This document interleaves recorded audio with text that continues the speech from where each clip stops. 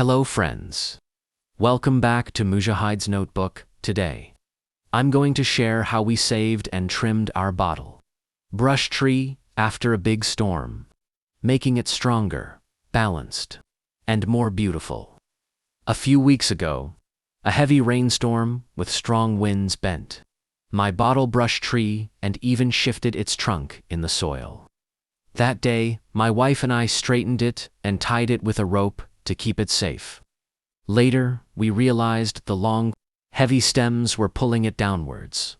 So we trimmed and organized the branches, with the support of an extra wooden log from Home Depot.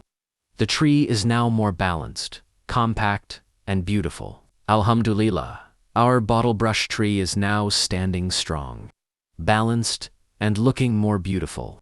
Sometimes a little care and trimming can make a big difference. Thank you so much for spending your time with me today. Please don't forget to like, share, and subscribe to Mujahid's Notebook. God bless you and love you all.